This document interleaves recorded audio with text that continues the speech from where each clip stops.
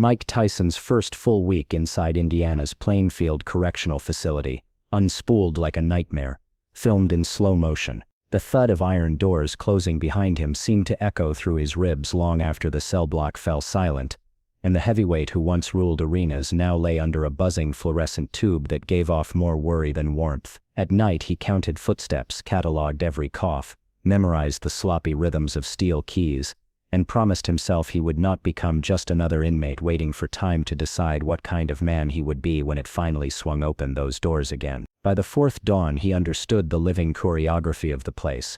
When the chow line started crawling, which guard forgot to lock the ice room, which hallway camera held a stubborn blind spot, and most intriguing of all, how some prisoners managed to smuggle moments of human tenderness through miles of razor wire. The clearest example landed in front of him one humid afternoon in the recreation yard. A pale, lanky inmate sat on a picnic table with a visibly pregnant woman perched on his lap as though they were sharing lemonade at a county fair instead of stolen seconds in a maximum security yard. They kissed slowly, brazenly, tongues visible in the sunlight. Tyson watched guards hurry over, lecture the man, and walk away empty-handed while the couple grinned like teenagers.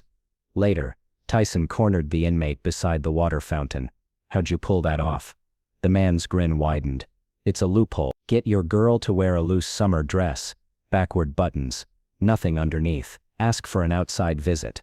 Sit her facing away. Hands stay low, movements stay small. No cameras back there, champ, only one guard, and he's usually staring at clouds." Tyson filed the trick away like a right uppercut he might need in the 12th round. If prison thought it could deprive him of intimacy, it had picked the wrong fighter. That night he spread out stacks of fan mail on his bunk, pink envelopes, glitter hearts, perfume that overpowered the smell of bleach. He drafted replies in neat block letters inviting selected admirers to Plainfield, travel costs on him, a precise dress code enclosed. Most assumed they might exchange a hug. Instead they found Tyson already seated on a lonely bench, posture tight, gaze distant, determined to compress weeks of longing into a few quiet minutes no surveillance lens could capture.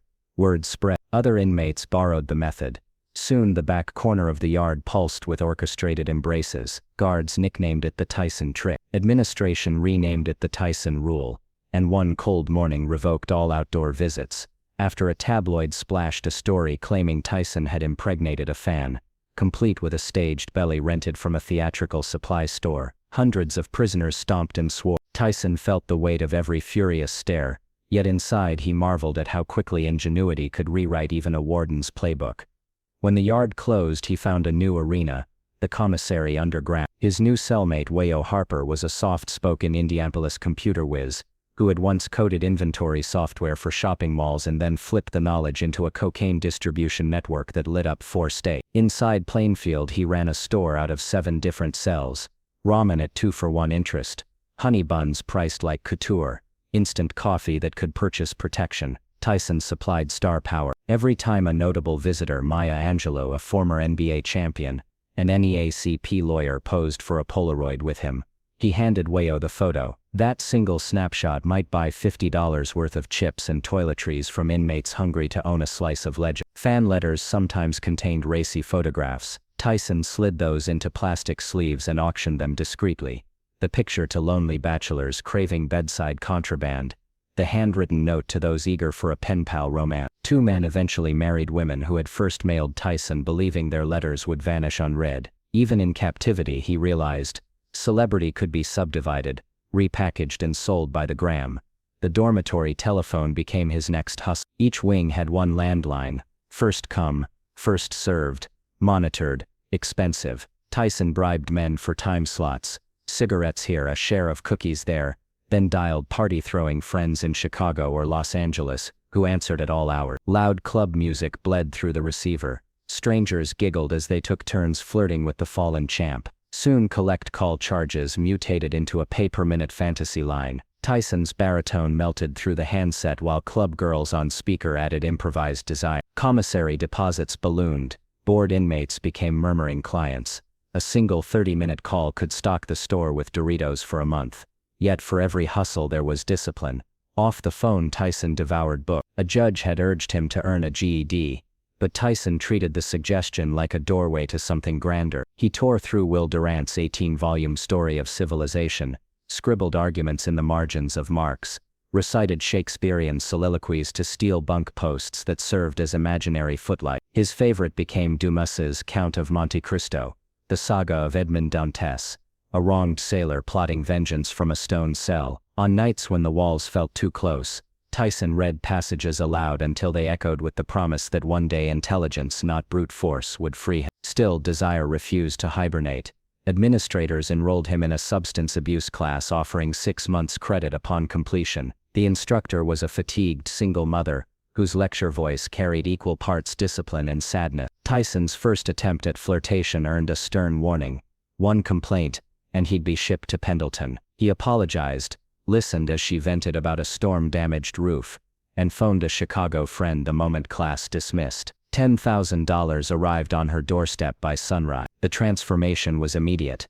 At roll call the next morning she wore a fresh dress, new lipstick and a smile that reached both walls of the corridor. Tyson to school, the loudspeaker called an hour later. Inside the empty classroom she bent over his workbook, blocking the window from view. Their first attempt stuttered. Anxiety tightened his chest. Visions of hidden cameras sabotaged every advance. But by the third visit they discovered rhythm. She summoned him twice, sometimes 3 times a day, each request camouflaged as academic tutoring. Other inmates figured the champ was grinding through pre-algebra. Tyson knew the curriculum by heart. The lessons he attended concerned loneliness and leverage. Wayo watched with a mix of amusement and alarm. "Brother, conduct yourself like a businessman, not a wild man," he warned after a guard offered to broker further affairs for personal kickback. Tyson laughed, promised caution, and doubled down on workouts, deadlifts at dawn, shadowboxing at lights out, so the clandestine sessions did not erode his conditioning. But prison brass, tired of Tyson's empire, shipped Wayo to a new supermax without warning. The 7-room store collapsed overnight. Debts vanished into the transfer trailer. The hallway felt different without Wayo's low laugh, or the hiss of forbidden ramen cooling on a windowsill. Tyson walked the tier alone, imagining the paper-thin IOUs now fluttering across Indiana like escaped moths. He was still owed jars of peanut butter, stacks of instant coffee, 3 homemade tattoo guns, and 1 acoustic guitar somebody had swapped for a Maya Angelou photo. None of it mattered. The warden had excised half of Tyson's support system with surgical precision, hoping the champion's influence would wither in isolation. Instead, Tyson redirected his energy toward becoming a one-man institution. He woke at 4 a.m., jogged endless laps around the concrete yard, then shadowboxed beneath floodlights until the gray dawn smeared color across razor wire. After breakfast he locked himself in the legal library, transcribing entire chapters of constitutional law in longhand, partly for study, partly because the rhythmic scratch of a pen drowned out the tension coiled behind his temple. Around that time rumors surfaced of guards sneaking Tyson everything from deep dish pizza to live lobster tails. Most tales were exaggerations, though once, on a rain-slick Friday, a sympathetic kitchen worker slid him 2 bacon cheeseburgers still warm from the griddle. Tyson shared them with the 3 youngest inmates on his tier, then left the empty wrappers in plain sight, daring anyone to call him ungrateful. Companionship, however, did not fade from his wish list. With the yard loophole gone and the counselor growing skittish after internal whispers reached her desk, Tyson leaned harder on long-distance fantasy. Chicago nightlife remained his hotline. A friend with a permanent VIP booth kept a dedicated phone line and dialed the prison the moment last call spilled into sunrise. Tyson greeted each new voice with honeyed confidence, painting word pictures of silk sheets and championship robe. Lonely clubgoers listening on speaker agreed to outrageous collect fees just to hear the champ breathe their names. The money funneled into his commissary, which he now ran solo, flipping goods at 3-for-1 margins because demand always spikes when supply fears extinction. Yet greed never sleeps. A veteran guard, rumored to have lost rent money betting against Tyson in '88, offered to broker a new outside visit, this time involving a junior officer he described in lewd detail. All it would cost, he said, was $1,000 wired to a cousin's auto shop. For a heartbeat Tyson considered it, then Wayo's last warning echoed in his skull. He thanked the guard, shook his head and retreated to his cell, where he washed his face in cold sink water until the impulse crept back into the shadows. To outsiders it looked as though Tyson had settled, less swagger in his stride, fewer wisecracks ricocheting down the tier. But inside he was stockpiling patience the way a boxer chambers a knockout punch. He finished the GED, aced the drug counseling curriculum, and earned the 6-month reduction. He read Mao in the morning, Hemingway at noon, and Mandarin flashcards by flashlight after camp. He wrote letters to old trainers promising a return no one yet believed. He wrote letters to strangers whose fan mail confessions felt like lifelines thrown across a stormy gulf.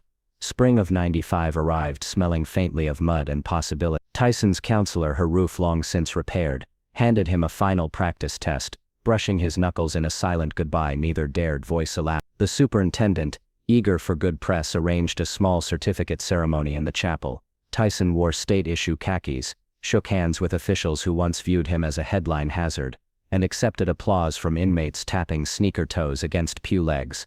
Temptation lingered. Some nights an Aryan kitchen worker slid contraband whiskey in a rinsed-out peanut butter jar, wagering Tyson would trade half his locker for a sip. He refused, sent the jar down the tier to a lifer who spent evenings carving chess pieces from discipline he had decided would be the new rumor attached to his name. The final weeks moved like the last rounds of a long fight, exhaustion balanced on anticipation. Tyson mailed his remaining luxury photographs to inmates still paying installments, settled the ledger by accepting hand-carved leather bookmarks instead of interest, and tore down the poster of Monte Cristo that had guarded his wall since month 2. He folded it carefully like a flag at a soldier's funeral, and tucked it into the only book he planned to carry past the gates. Release morning offered a sky so deliberately blue it looked painted. Tyson's belongings fit inside a liquor box: dictionary, Mandarin flashcards, 3 letters from Maya Angelou, 2 from Nelson Mandela, and a notebook of fight diagrams sketched at midnight when the yard went silent. A corrections officer unlatched the final door. Tyson paused, breathing the untamed air, remembering how crowds once roared at his mere silhouette. Now there were only reporters, cameras, and a clutch of onlookers wearing the frantic hope of a comeback on their faces. A journalist shouted, "What taught you more, the ring or the cell?" Tyson narrowed his eyes just enough to recall flickering hallway bulbs and next-day coffee grounds drying on concrete. "A ring has rules and a ref," he said. "Life behind razor wire. That's a fight you referee yourself." He stepped forward, library box tucked under one arm like a title belt no commission could strip. Every tale he carried yard loopholes, commissary kingdoms, forbidden tutoring sessions, midnight debates about marks and market value, waited either to be told or to remain deliciously private. Either way, the currency of legend had just re-entered the economy, and Mike Tyson intended to spend it on his own terms.